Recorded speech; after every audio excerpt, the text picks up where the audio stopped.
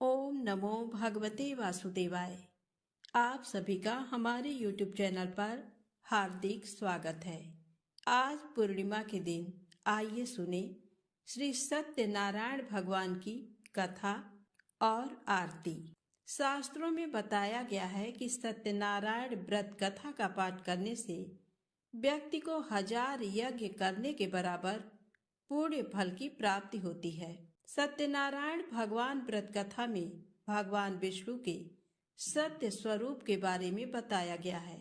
इस व्रत का पाठ करने से घर में सुख समृद्धि का वास होता है और भगवान विष्णु की कृपा सदैव बनी रहती है। इसलिए कथा को आप पूरा श्रद्धा और भक्ति के साथ अवश्य सुने।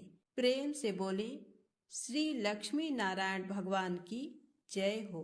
एक समय की बात है, नैमिषारण्य तीर्थ में शौनक आदि 88,000 ऋषियों ने श्री सूत जी से पूछा, हे प्रभु, इस कलयुग में वेद विद्या रहित मनुष्यों को प्रभु भक्ति किस प्रकार मिल सकती है तथा उनका उद्धार कैसे होगा। हे मुनि श्रेष्ठ, कोई ऐसा तप बताइए जिससे थोड़े समय में ही पुण्य मिले और मनोवांछित फल भी मिल जाए। इस प्रकार की कथा सुनने की हम इच्छा रखते हैं। सर्व शास्त्रों के ज्ञाता सूत जी बोले, हे वैष्णव में पूज्य, आप सभी ने प्राणियों के हित की बात पूछी है, इसलिए मैं एक ऐसे श्रेष्ठ व्रत को आप लोगों को बताऊंगा जिसे नारद जी ने लक्ष्मी नारायण जी से पूछा था और लक्ष्मीपति ने मुनि श्रेष्ठ नारद जी से कहा था। आप सब इसे ध्यान से सुनिए। एक समय की बात है, योगी राज नारद जी दूसरों के हित की इच्छा लिए अनेकों लोकों में घूमते हुए मृत्यु लोक में आ पहुंचे। यहाँ उन्होंने अनेक योनियों में जन्मे प्राय सभी मनुष्यों को अपने कर्मों द्वारा अनेकों दुखों से पीड़ित देखा। उनका दुख देख नारद जी सोचने लगे कि कैसा यत्न किया जाए जिसके करने से निश्चित रूप से मानव के दुखों का अंत हो जाए। इसी विचार पर मनन करते हुए वह विष्णु लोक में गए। वहां वह देवों के इस नारायण की स्तुति करने लगे, जिनके हाथों में शंख, चक्र, गदा और पद्म थे, गले में वरमाला पहने हुए थे। स्तुति करते हुए नारद जी बोले, हे भगवान, आप अत्यंत शक्ति से संपन्न हैं। मन तथा वाणी भी आपको नहीं पा सकती है। आपका आदि मध्य तथा अंत नहीं है। निर्गुण स्वरूप सृष्टि के कारण भक्तों के दुख को दूर करने वाले आपको मेरा नमस्कार है। नारद जी की स्तुति सुन विष्णु भगवान बोले, हे मुनिश्रेष्ठ, आपके मन में क्या बात है? आप किस काम के लिए पधारे हैं? उसे निसंकोच कहो। इस पर नारद मुनि बोले कि मृत्यु लोक में अनेक योनियों में जन्मे मनुष्य अपने कर्मों के द्वारा अनेकों दुख से दुखी हो रहे हैं। हे नाथ, आप मुझ पर दया रखते हैं तो बताइए कि वो मनुष्य थोड़े प्रयास से ही अपने दुखों से कैसे छुटकारा पा सकते हैं। श्री हरि बोले, हे नारद, मनुष्यों की भलाई के लिए तुमने बहुत अच्छी बात पूछी है। जिसके करने से मनुष्य मोह से छूट जाता है, वह बात मैं कहता हूं, उसे सुनो। स्वर्ग लोक व मृत्यु लोक दोनों में एक दुर्लभ उत्तम व्रत है जो पुण्य देने वाला है। आज प्रेम बस होकर मैं उसे तुमसे कहता हूं। श्री सत्यनारायण भगवान का ये व्रत अच्छी तरह विधान पूर्वक करके मनुष्य तुरंत ही यहाँ सुख भोग कर मरने पर मोक्ष पाता है। श्री हरि के वचन सुन नारद जी बोले कि उस व्रत का फल क्या है और उसका विधान क्या है। ये व्रत किसने किया था? इस व्रत को किस दिन करना चाहिए? हे प्रभु, सभी कुछ विस्तार से बताएं। नारद की बात सुनकर श्री हरि बोले, दुख व शोक को दूर करने वाला ये व्रत सभी स्थानों पर विजय दिलाने वाला है। मानव को भक्ति व श्रद्धा के साथ शाम को श्री सत्यनारायण की पूजा धर्म परायण होकर ब्राह्मणों व बंधुओं के साथ करनी चाहिए। भक्ति भाव से ही नैवेद्य, केले का फल, घी, दूध और गेहूं का आटा सवाया ले। गेहूं के स्थान पर साठी का आटा, शक्कर तथा गुड़ लेकर वह सभी भक्षण योग्य पदार्थों को मिलाकर भगवान का भोग लगाएं। ब्राह्मणों सहित बंधु बांधवों को भी भोजन कराएं। उसके बाद स्वयं भोजन करें। भजन कीर्तन के साथ भगवान की भक्ति में लीन हो जाएं। इस तरह से सत्यनारायण भगवान का ये व्रत करने पर मनुष्य की सारी इच्छाएं निश्चित रूप से पूरी होती हैं। इस कलिकाल अर्थात कलयुग में मृत्यु लोक में मोक्ष का यही एक सरल उपाय बताया गया है। सूत जी बोले, हे ऋषियों, जिसने पहले समय में इस व्रत को किया था उसका इतिहास कहता हूँ, ध्यान से सुनो। सुंदर काशीपुरी नगरी में एक अत्यंत निर्धन ब्राह्मण रहता था। भूख प्यास से परेशान वह धरती पर घूमता रहता था। ब्राह्मणों से प्रेम करने वाले भगवान ने एक दिन ब्राह्मण का वेश धारण कर उसके पास जाकर पूछा, हे विप्र, नित्य दुखी होकर तुम पृथ्वी पर क्यों घूमते हो? दीन ब्राह्मण बोला, मैं निर्धन ब्राह्मण हूँ, भिक्षा के लिए धरती पर घूमता हूँ। हे भगवान, यदि आप इसका कोई उपाय जानते हो तो बताइए। वृद्ध ब्राह्मण कहता है कि सत्यनारायण भगवान मनोवांछित फल देने वाले हैं, इसलिए तुम उनका पूजन करो।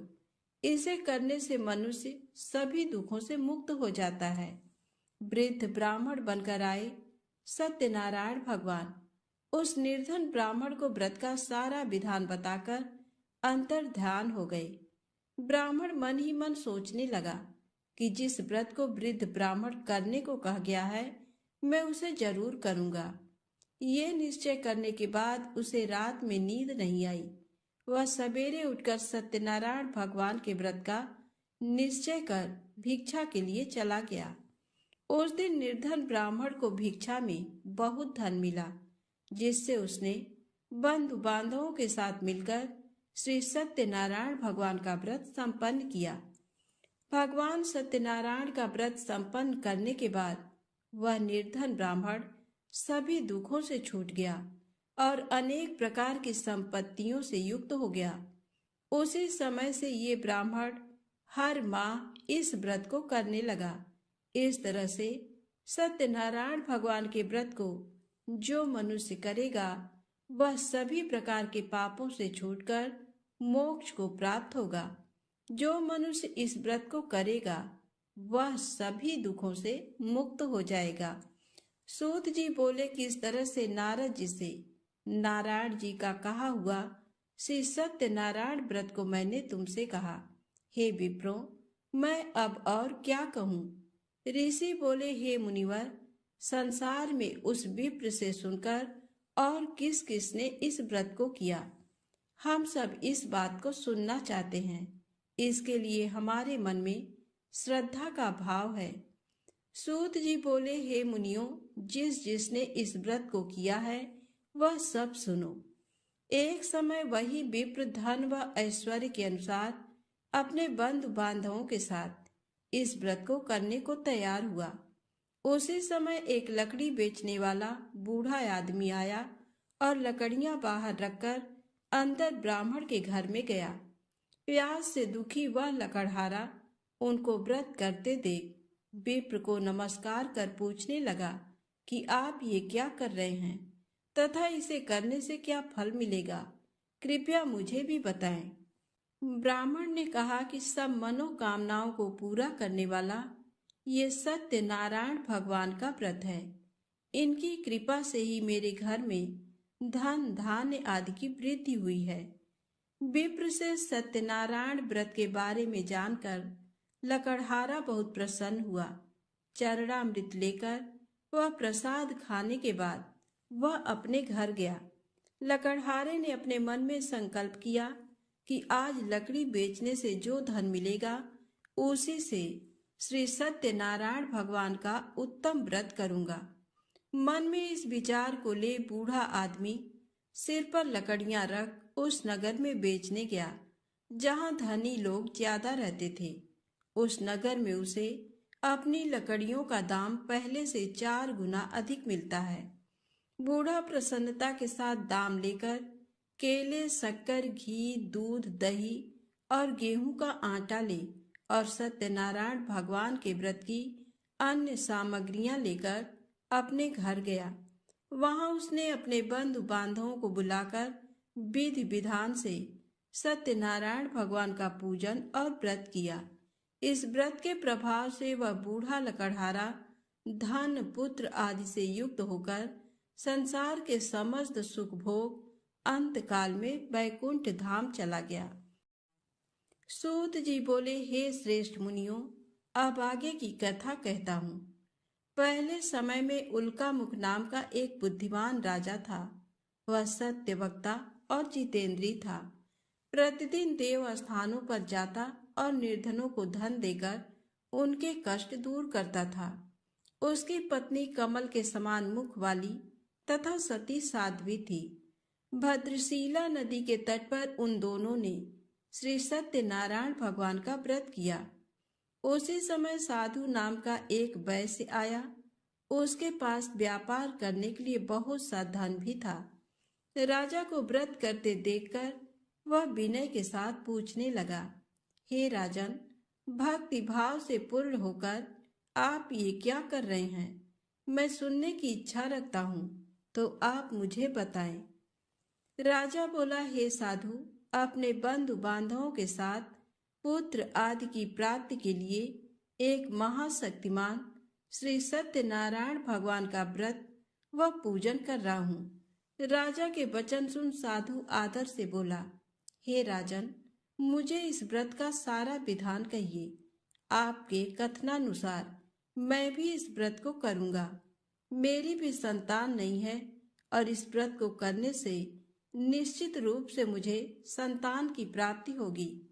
राजा से व्रत का सारा विधान सुन व्यापार से निवृत्त हो वह अपने घर गया। साधु वैश्य ने अपनी पत्नी को संतान देने वाले इस व्रत का वर्णन कह सुनाया और कहा कि जब मेरी संतान होगी तब मैं इस व्रत को करूंगा। साधु ने इस तरह के वचन अपनी पत्नी लीलावती से कहे। एक दिन लीलावती पति के साथ आनंदित हो सांसारिक धर्म में प्रवृत्त होकर सत्यनारायण भगवान की कृपा से गर्भवती हो गई। 10वें महीने में उसके गर्भ से एक सुंदर कन्या ने जन्म लिया। कन्या दिनों दिन ऐसे बढ़ने लगी जैसे कि शुक्ल पक्ष का चंद्रमा बढ़ता है। माता पिता ने अपनी कन्या का नाम कलावती रखा। एक दिन लीलावती ने मीठे शब्दों में अपने पति को याद दिलाया कि आपने सत्यनारायण भगवान के जिस व्रत को करने का संकल्प किया था उसे करने का समय आ गया है।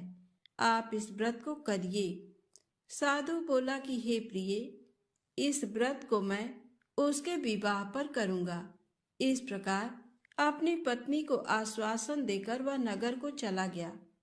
कलावती पिता के घर में रह वृद्धि को प्राप्त हो गई।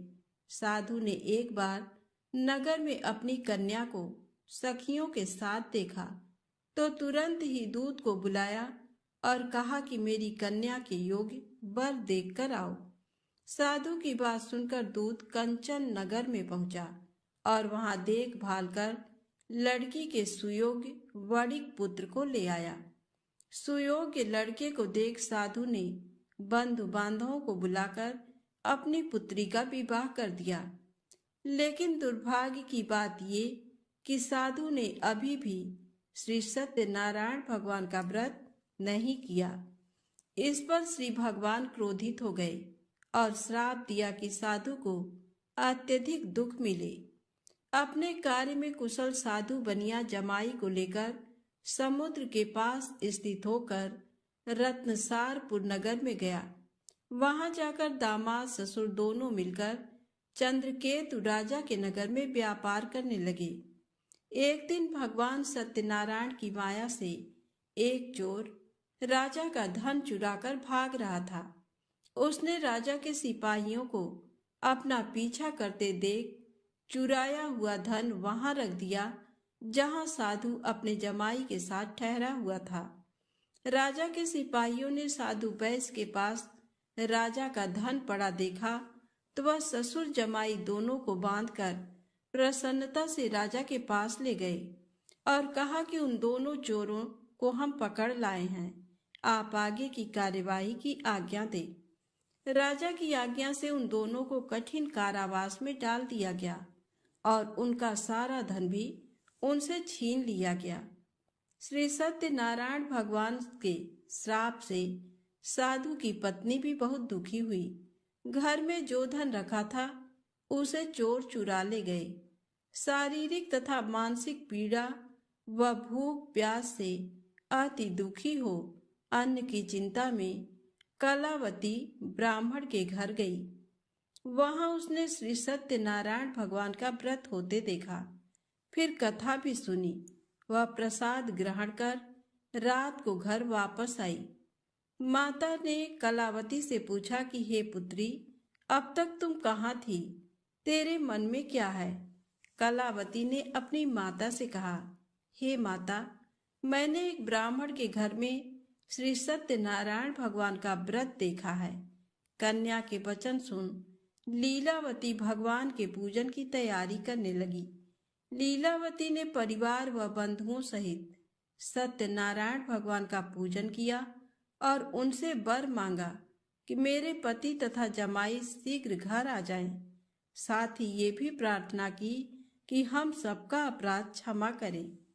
श्री सत्यनारायण भगवान इस व्रत से संतुष्ट हो गए और राजा चंद्रकेतु को सपने में दर्शन दे कहा कि हे राजन, तुम उन दोनों वैश्यों को छोड़ दो और तुमने उनका जो धन लिया है उसे वापस कर दो।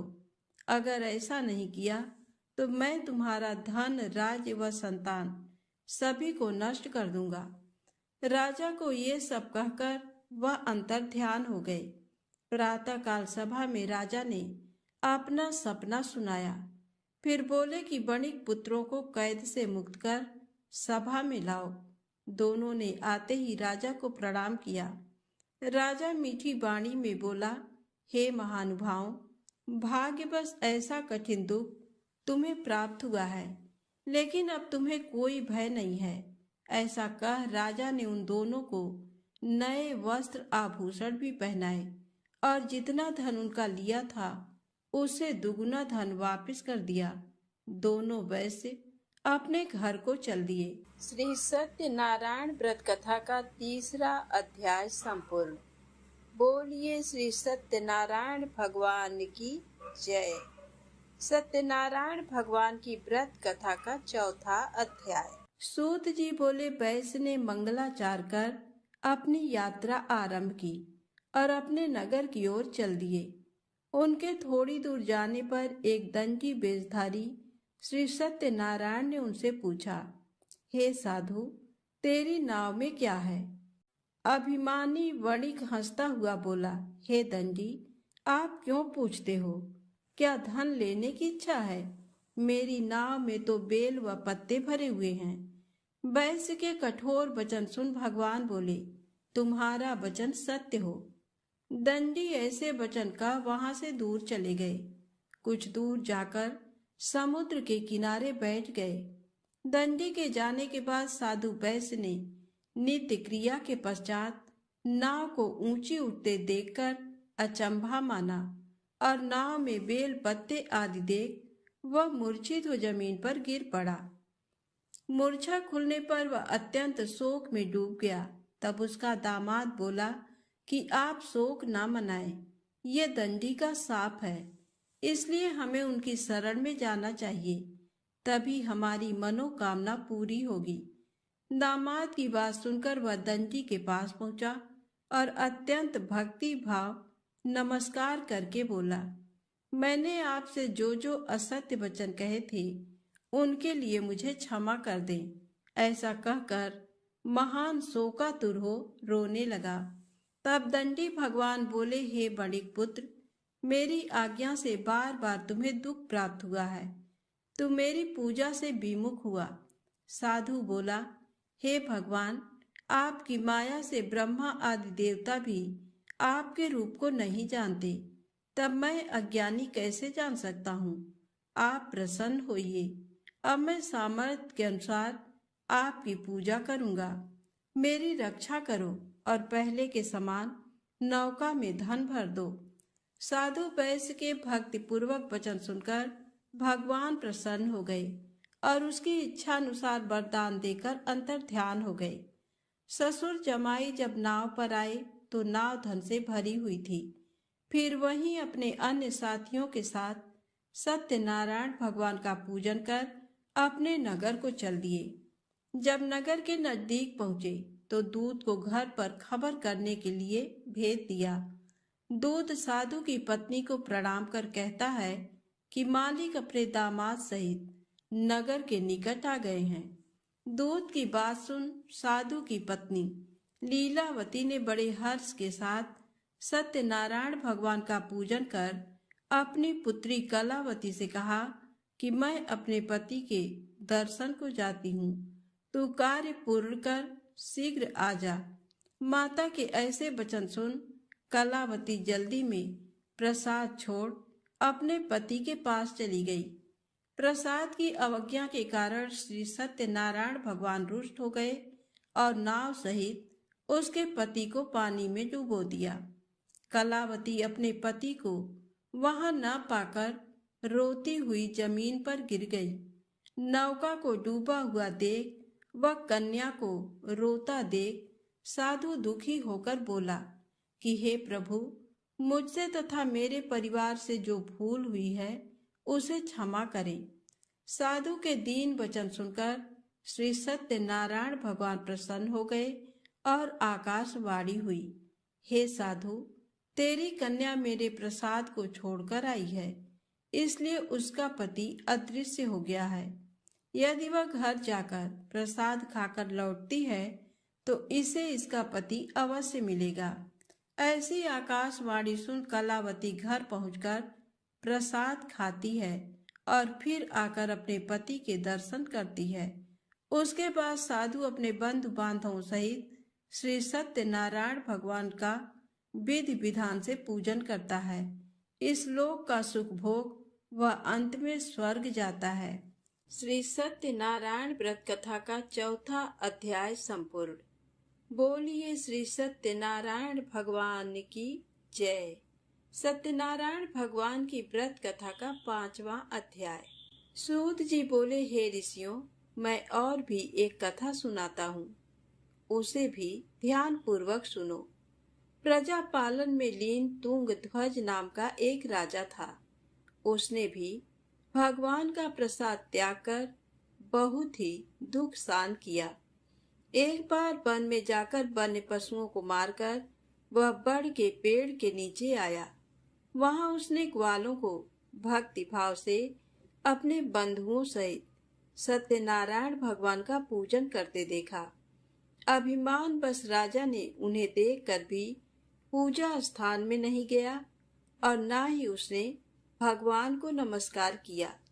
ग्वालों ने राजा को प्रसाद दिया, लेकिन उसने वह प्रसाद नहीं खाया और प्रसाद को वहीं छोड़ अपने नगर को चला गया। जब वह नगर में पहुंचा तो वहां सब कुछ तहस नहस हुआ पाया। तो वह शीघ्र ही समझ गया कि ये सब भगवान ने ही किया है।